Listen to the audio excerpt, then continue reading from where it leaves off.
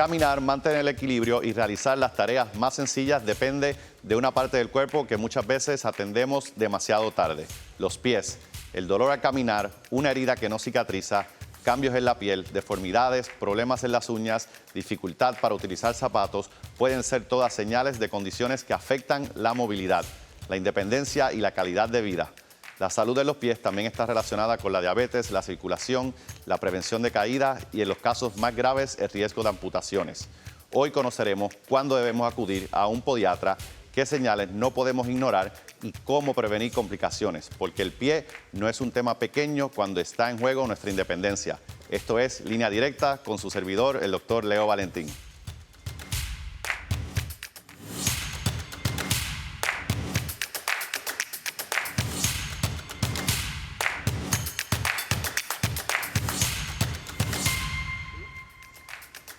Hoy queremos ayudar a la audiencia a comprender por qué la salud del pie merece más atención de la que muchas veces le damos. Para conversar sobre este tema nos acompaña el doctor Vincent Walsh.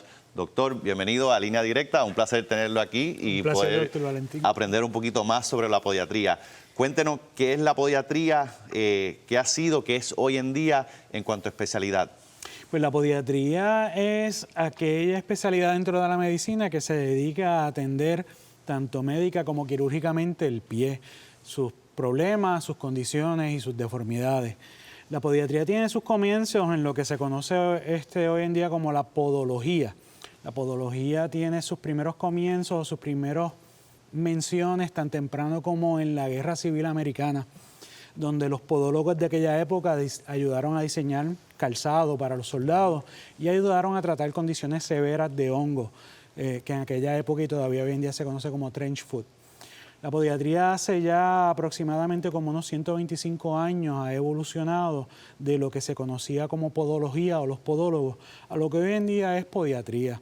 La podiatría se empezó a incorporar al mainstream de la medicina, convirtiéndose en una especialidad dentro de la medicina donde los especialistas de la podiatría pues estudian medicina y se especializan en el tratamiento del pie. Y como muchas especialidades ha ido evolucionando junto con la tecnología, inclusive mencionaba lo de la guerra y tanto mi especialidad de radiología como la parte de la medicina, desde lo que era el doctor DeBakey de llevar muchas de estas herramientas más cercano a la línea de batalla y dentro de todo este proceso pues las especialidades van madurando.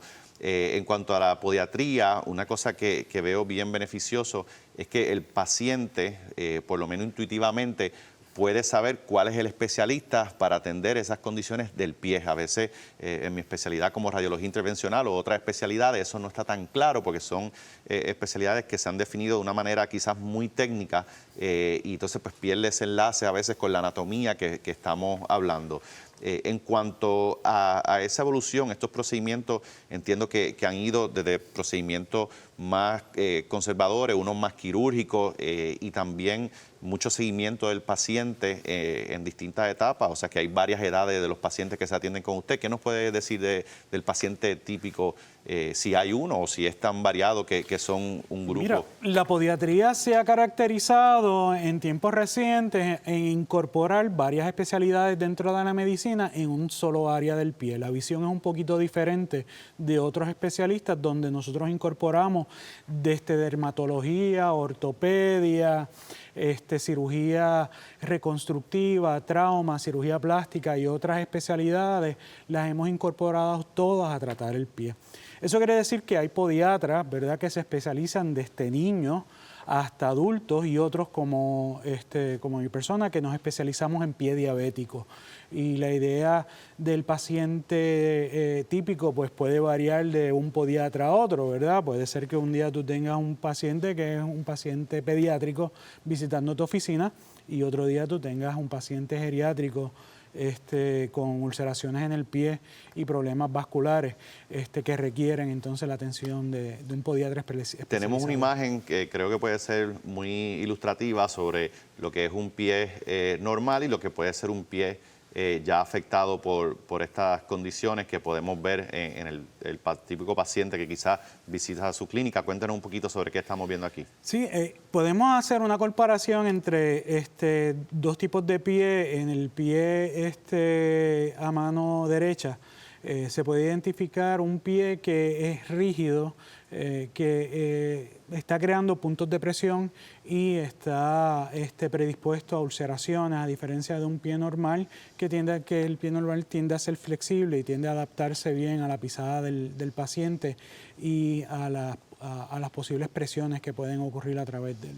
Obviamente esto es una imagen simplificada, pero un esquemático de cómo ya estos cambios van deformando la anatomía ósea y eso trae unos problemas que vamos a estar hablando más en detalle sobre esos puntos de presión. Tenemos una imagen que ya entra más en específico en cómo se ve esto en una radiografía.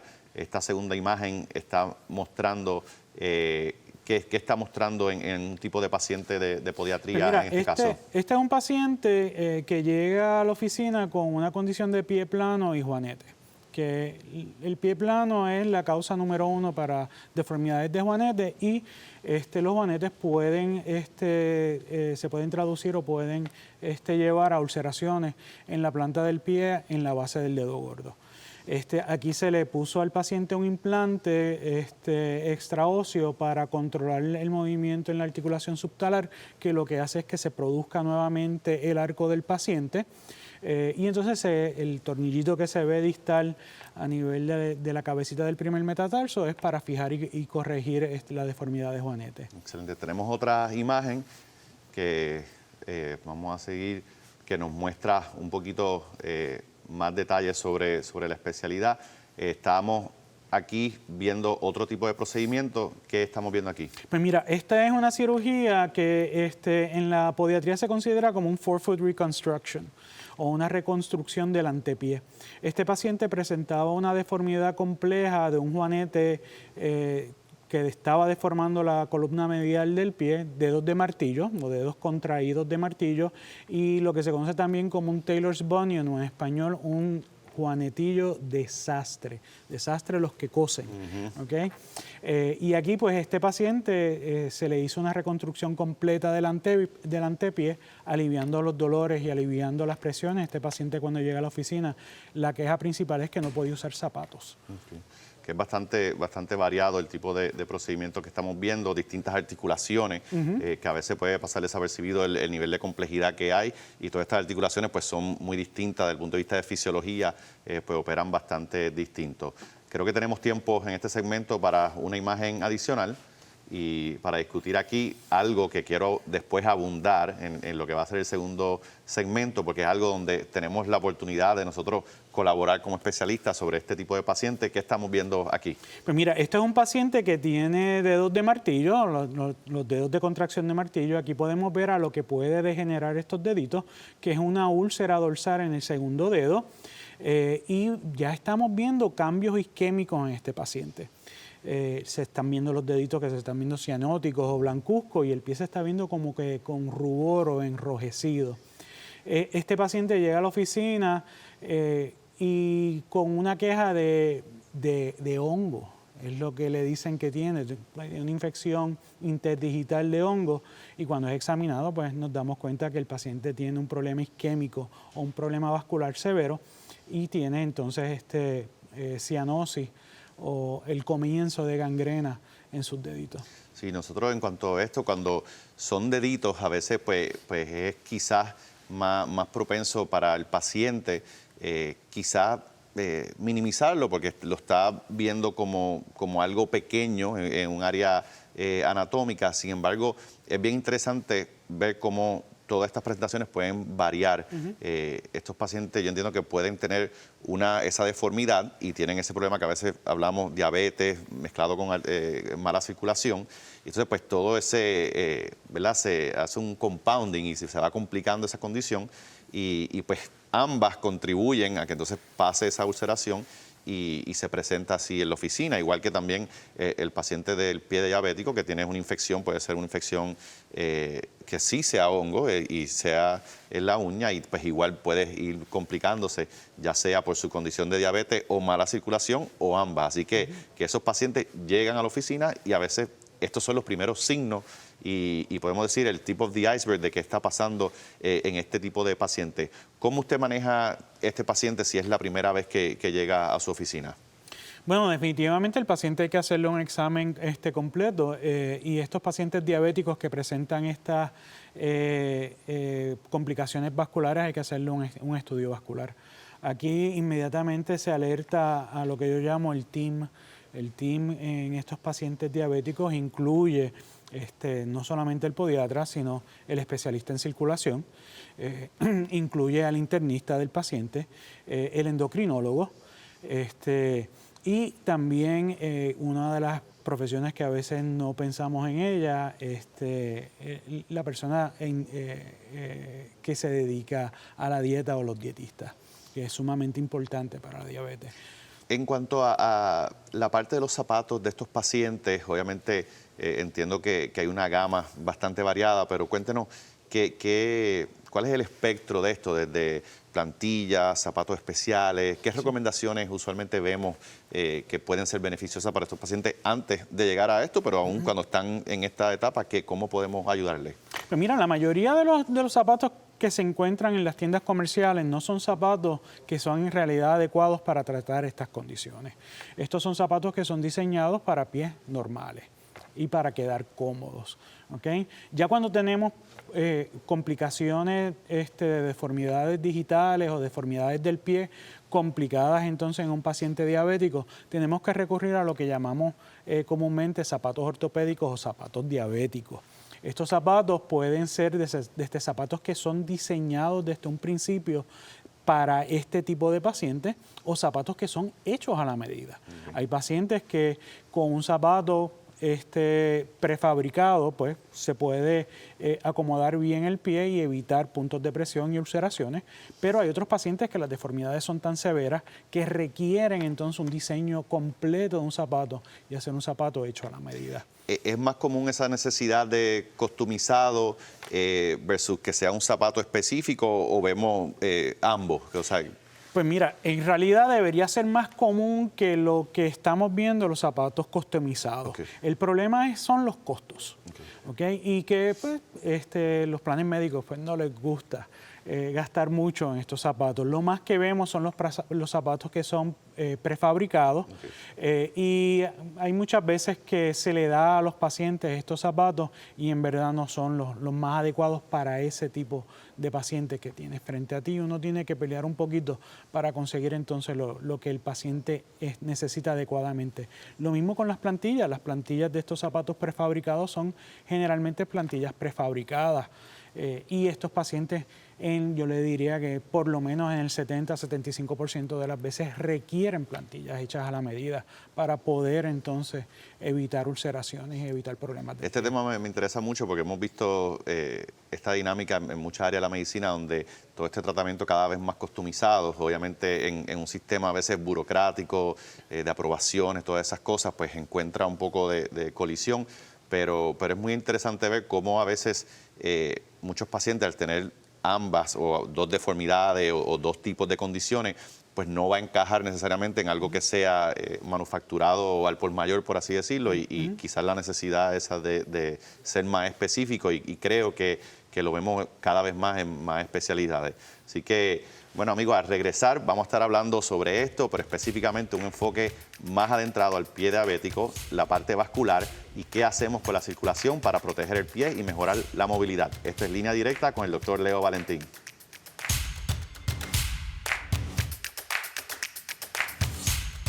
Gracias por continuar con nosotros en Línea Directa. Recuerden seguirnos a través de nuestras redes sociales y plataformas digitales de Tele 11. Línea Directa, seguimos conversando con el doctor Vincent Walsh para conocer un poco más sobre el aspecto del pie diabético y la circulación en estos pacientes. Pero primero que nada, tenemos una imagen, yo creo que bien impactante, que quiero que me describa. Obviamente hablábamos al principio sobre el pie de Charcot y ahora tenemos una radiografía sobre este pie ya obviamente es más avanzado, sabemos que esto es un espectro, pero ¿qué estamos viendo aquí y cuán frecuente es este tipo de pacientes presentarse a la clínica del Dr. Walsh? Pues mira, esto es una condición que cada vez se ve más común en la oficina. Esto es lo que también se conoce como un pie neuropático. Una de las cosas que pasa mucho con el paciente diabético es que pierden sensibilidad en los pies y los pies los tienen completamente adormidos, pierden sensación. Muchas veces pasan por traumas y pasan por problemas traumáticos donde se empiezan a lastimar el pie y no lo sienten. El pie de Charcot es un pie neuropático donde el pie pierde completamente su sensación y se empiezan a fracturar las articulaciones, especialmente a nivel del antepié y a nivel del tobillo. En esto vemos una fractura completa del arco del pie con colapso de la estructura del pie. Lo que empieza como un pie rígido en los comienzos del pie de Charcot, pues termina entonces con un pie que en Estados Unidos le llaman un loose bag of bones o una bolsita llena de huesitos sueltos. Wow.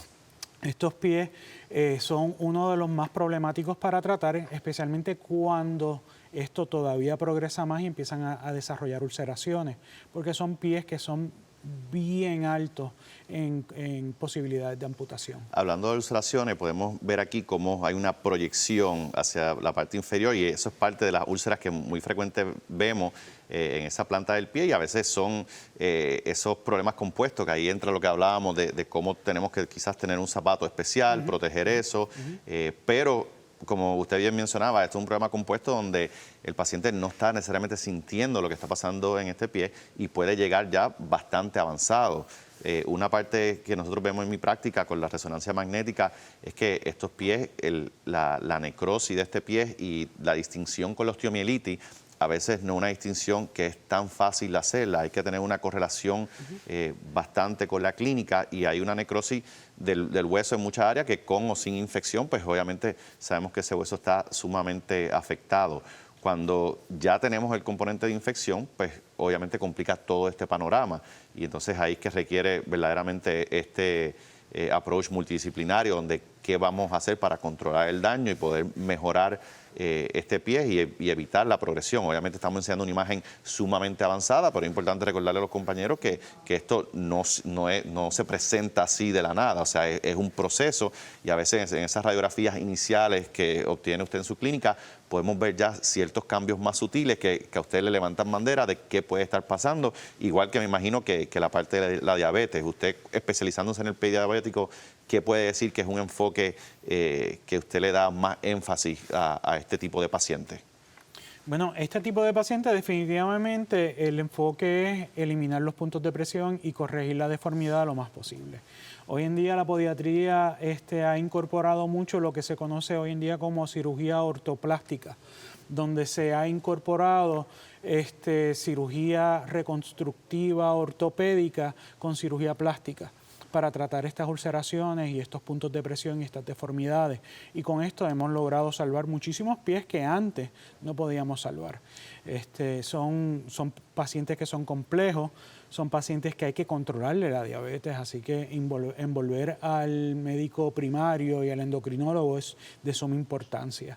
Estos pacientes diabéticos cuando llegan por lo general con azúcares en los 500, en los 300, no son capaces de sanar adecuadamente, así que tienen que ser controlados.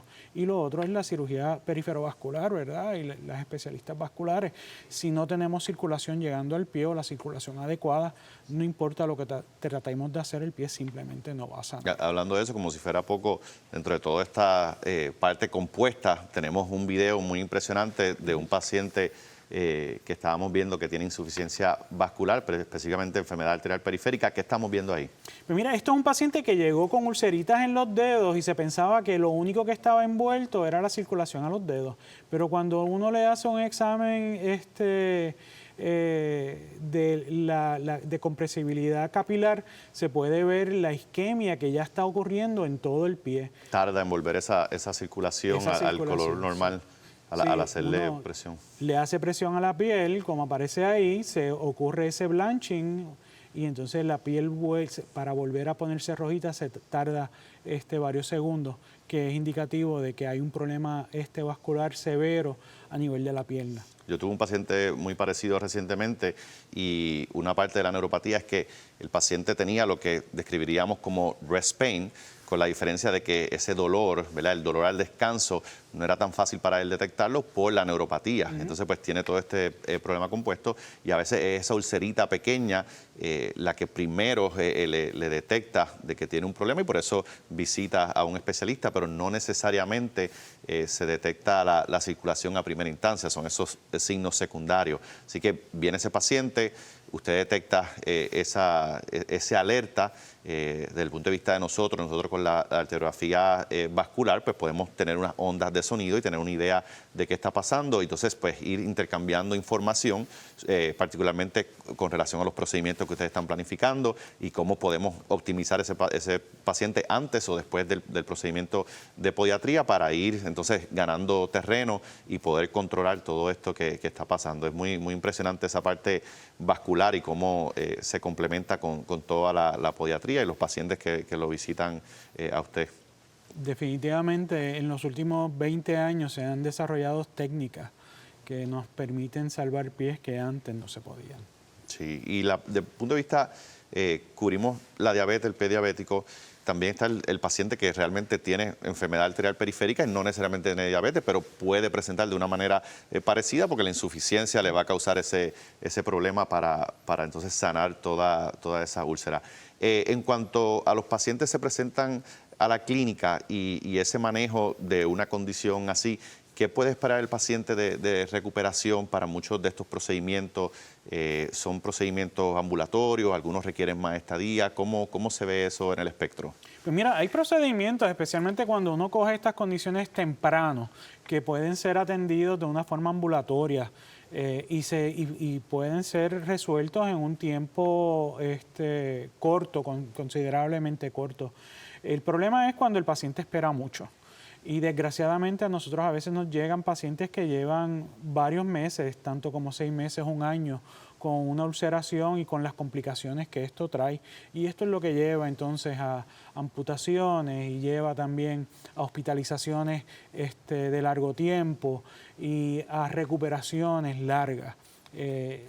Básicamente yo creo que dentro de la medicina una de las cosas que más tenemos que enfocar es que cuando cogemos las cosas a tiempo, las cosas siempre se hacen, ¿verdad?, más sencillas de tratar.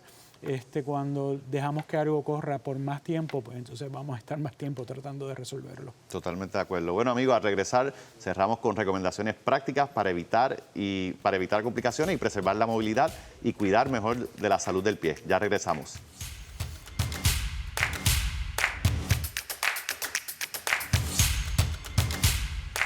Bueno, amigos, seguimos conversando con el doctor Vincent Walsh. Vamos a hablar un poquito sobre distintos casos, señales de alerta y recomendaciones que pueden ayudar a proteger la salud del pie cada día. Tenemos un caso muy interesante que entiendo que se presentó a su clínica.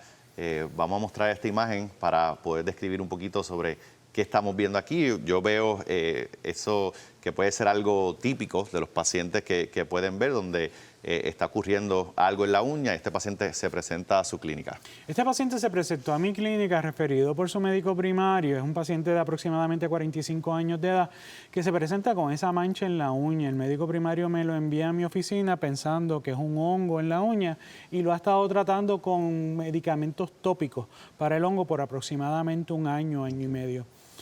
Cuando yo veo al paciente me doy cuenta de que el paciente lo que tiene es un melanoma, que es un cáncer que ocurre a nivel de la uña y que es sumamente peligroso. Los melanomas matan gente, ¿okay?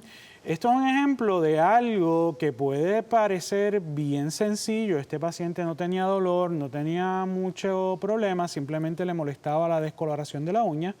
Un problemita sencillo que se puede convertir en un problema muy serio, muy serio. Este paciente tuvo que ser atendido rápidamente y en el caso de él, pues se tuvo que activar el team de oncología también. Okay. Se le sacó la uña a este paciente, se le hizo una biopsia y desgraciadamente salió positivo para cáncer. Pero una muestra de la gama que se ve en cuanto a la práctica y lo que usted decía al principio, que cubre muchas, ¿verdad? Esto pudiéramos asociarlo con una mezcla de dermatología, oncología, pero es parte de esa gama de pacientes que usted puede atender en su clínica y nos muestra lo diverso que es la especialidad. Tenemos otro caso en ¿qué estamos viendo? Este es un paciente que me llega a la oficina de aproximadamente, si mal no me acuerdo, como unos 55 años de edad. Y la queja de él era que tenía un juanete que le había progresado al punto que ya no podía ni caminar. Cuando se examina al paciente, el juanete se había puesto tan malo que había completamente destruido la articulación del dedo gordo y lo que se decide es hacerle una cirugía de reemplazo, parecido a los reemplazos de rodillas. Pues ahí la podiatría absorbe el conocimiento de nuestros compañeros los ortopedas y todos los estudios que tienen por décadas de reemplazos de rodillas y se hace entonces una cirugía de reemplazo de la primera articulación del pie del dedo gordo. Este paciente pues puede retomar su vida, caminar libremente y sentirse mucho mejor. Es una de las cosas que se hace mucho también nosotros en podiatría. Hablando de procedimientos, fuera del aire me comentaba un poco sobre la parte plantar, lo que a veces se le llama estos espuelones, todo este tratamiento de la parte plantar. ¿Qué nos puede decir? ¿Qué está pasando ahí en la podiatría? ¿Qué está haciendo? Cuéntanos un poquito sobre eso. La fascitis plantar es un tema sumamente interesante, ya que se ha descubierto por un estudio que se hizo aproximadamente 15 años atrás en la podiatría, un estudio bien grande en Estados Unidos, que hasta 60% de la población puede padecer de un ataque de fascitis plantar de diferente grado, desde un momento, ¿verdad?, que puede ser un dolorcito que te dure unos días y se vaya solo, a un dolor que puede durar hasta años y requerir ayuda médica. La fascitis plantar antes se conocía como espuelones o síndrome de espuelón. Y esto es porque primero se describe para el 1900 cuando salen las primeras máquinas de rayos X. Y los podiatras de esa época lo que vieron diferente en estos pacientes que se quejaban de dolor en el talón era la formación de un sobrehueso en el talón que parecía la espuela de un gallo. Y le pusieron el nombre de espuelón. Por aproximadamente 80 años se empezó a tratar ese espuelón agresivamente y se inventaron muchísimas cirugías para tratar el espuelón. Desgraciadamente todas fallaban. Ya para los años 80 y principios de los 90 se decía que no se trataba quirúrgicamente el espuelón porque la cirugía fracasaba. Ya para el 84, cuando salieron las primeras máquinas de MRI, se volvió a revisitar estos pacientes con espuelones y ahí es que descubrimos la fascitis plantar y nos dimos cuenta que estábamos tratando lo que no era. Así que la terapia y el tratamiento para fascitis plantar, no solamente el nombre, sino la terapia ha cambiado muchísimo en los últimos 20, 30 años y hemos tenido muchísimos avances en los últimos años para tratamiento quirúrgico y no quirúrgico de la fascitis plantar. No, doctor, increíble, gracias por su tiempo y amigos, lamentablemente hemos llegado al final de Línea Directa. Recuerde cuidar de la salud de su pie y cuidar su movilidad, su independencia y su calidad de vida. No ignore el dolor, la herida o cualquier cambio que pueda poner en riesgo su bienestar. Agradecemos nuevamente al doctor Vincent Walsh por acompañarnos y a ustedes por su sintonía. Los esperamos en una próxima edición de Línea Directa. Hasta la próxima.